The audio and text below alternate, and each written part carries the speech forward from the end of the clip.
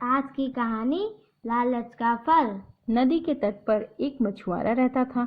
उसने नदी के किनारे घास फूस की एक झोपड़ी बना रखी थी। मछलियां बेचकर वह अपना और अपनी पत्नी का गुजारा करता था। एक दिन मछुआरा मछली पकड़ने जा रहा था। मार्ग में एक छोटे से गड्ढे में एक छोटी सी मछली फंसी हुई थी। मछुआरे को देखकर उसने कहा, मछुआरे मछुआरे, मुझे इस गड्ढे से निकालकर किसी बड़ी नदी में डाल दो। मछुआरे को मछली पर दया आ गई।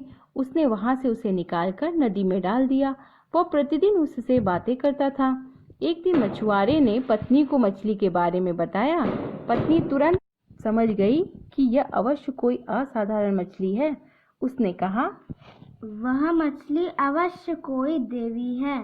तुम मुझसे अपने लिए घर, धन एवं पुत्र का वरदान मांग लो। मछुआरा उस दिन जब नदी से मछलियां पकड़कर लौट रहा था, अचानक उसे पत्नी की बात याद आ गई।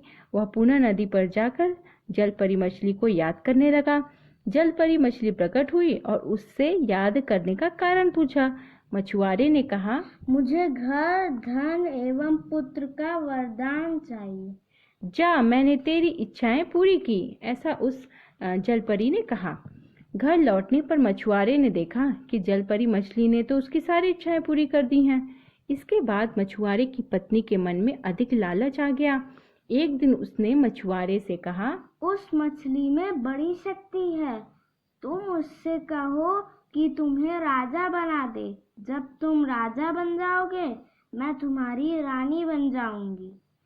हम लोग अपनी आगे की जिंदगी आराम से बिताएंगे। मछुआरा नदी के तट पर गया और उसने अपनी यह इच्छा जल परी मछली के सामने प्रकट की। वह मछुआरे की बातें सुनकर नाराज हो गई और बोली, मछुआरे, अब तुम बहुत लोभी हो गए हो। जाओ, मैं अपने सारे वरदान वापस लेती हूँ। ऐसा कहकर जलपरी ने अपने सारे वरदान को वापस ले लिया। अब मछुआरा फिर से दीनहीन हो गया। उसे अपने लालच का दुष्परिणाम मिल गया। किसी ने ठीक ही कहा है, अधिक लालच का फल हमेशा बुरा ही होता है। इसलिए हमें अधिक लालच नहीं करना चाहिए। लालच बुरी बला है।